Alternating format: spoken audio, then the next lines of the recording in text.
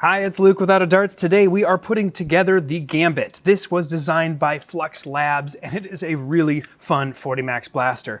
This blaster takes 40 max or 40 wad shells and it's a break action blaster. You fill this up with green gas or compressed air and you aim and fire. Really fun little blaster. We're gonna put this one together. This actually happens to be a customer order. It's worth noting that we only sell this as a kit, so you've got to put this together yourself. We're not assembling these in-house. However, this customer, if this looks like your blaster, it means I assembled it personally for the video.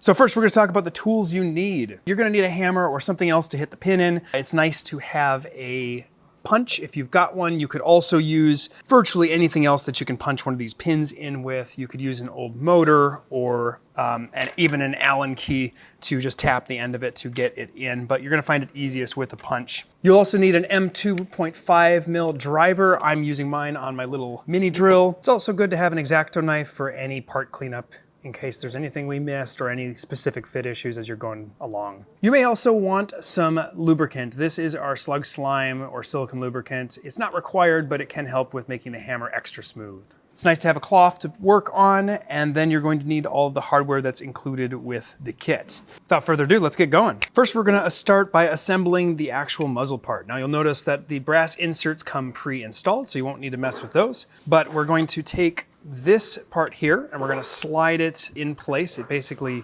kind of works its way down and through. Should be a nice snug fit, and you'll have to apply a little pressure, and it really is basically locked in place already, but it's gonna be held in place officially by this front kind of compliance muzzle to keep that nice and orange. Then you're gonna take out your 2.5 mil driver and put that in. For the sake of time and my wrists, I am going to cheat.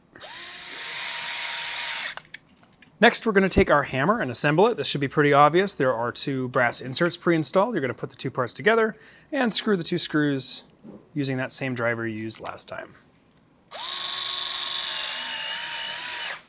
Next, we're gonna assemble our triggers and pound in our pins. And this is where you're gonna need your hammer. So I'm going to set this on a cloth, and you're gonna take your two shorter pins and we're gonna drive them in.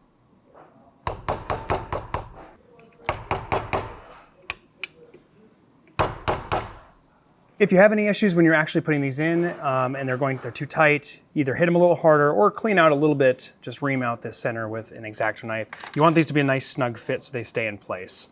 After you've got those two pins in, you can drop your, what I'll call a firing pin because it pushes the actual cartridge, and your trigger in just like that, and they activate like that. And then you're gonna take the lighter of the two springs, and this should be pretty obvious. There's two springs, and you're gonna drop the lighter one in there. Careful not to let that go flying. That's a common thing we hear from people with blasters in general.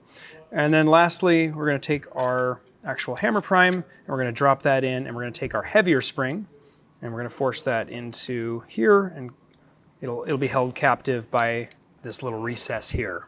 This is the point where you could lubricate. It's not technically required, but I found that you get a little bit better of a feed, and you're just basically gonna put a little bit there and a little bit on the top here on these surfaces that are actually gonna rub. The lubricant will do a pretty good job. It's lightweight enough that it'll work itself in. That'll ensure that you've got a nice action. Then we're gonna put the shell together.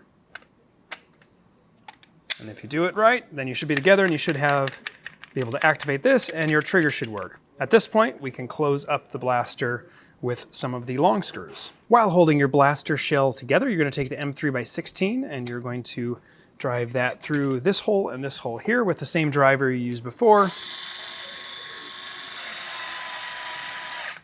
Then take an M3x10, again, that's one of the shorter ones, and you're gonna put it in through this hole right here. I like that this whole build uses brass inserts, makes everything really secure and repeatable and rebuildable. And you can put that in fairly snugly because that's gonna pinch the blaster together, and that's rather important for the final function. Next, we're gonna take this connector piece, we're gonna drop that in there, and then we're gonna take two more 10mm screws, again, those are the small ones, and we're gonna drill those in through the top. Now that you're at this point, it's good to actually check that both this and the trigger are functioning. I've got a little bit of a stick here. It really doesn't matter if this isn't fully retracting. You can see it's just not quite going all the way back because the cartridges themselves actually have a spring in them and they will reset this as you put the cartridge in. So don't worry too much about this if this is sticking out slightly like that. If it bothers you, you can just shave down a little bit of the sides. It's really usually the edges and corners if you have any tolerance issues. Otherwise, you can leave it as is or give it a little bit of oil and it will break in and get looser over time as you use it, like any 3D printed blaster. Now we're going to go ahead and throw the grip scales on, and I'm pretty sure you can guess how this is going to go. It's the same 10 mil screws we've been using the whole time, same driver, both sides, repeat all four screws. Now we're on to the final step, and that's assembling the front half and the back half. So we'll take this, here we're actually going to end up doing a little bit of pounding, so I'll put it on. You're going to insert that together, and then you're going to take your pin. And it doesn't matter which side you drive it from, they are uniform. You can start with a hammer. And then when you get most of the way through like that, I will at that point use a pin to actually drive it all the way. Doesn't take a lot of force. The tolerance is just so that it should be a little past flush on both sides. And there we have it. I kind of like this color combo actually. It has a nice look with the gold accents popping all over the place, the hit of orange in the front, and this nice blue, kind of classic blue. This is essentially ready to drop a cylinder in and fire. So that is Gambit. If you have any questions about the assembly or you get stuck, obviously shoot us an email, orders@outofdarts, or leave us a comment down below. But honestly, for the fastest service, definitely hit up our support team here and I will get back to you and help you out. Thanks so much for watching.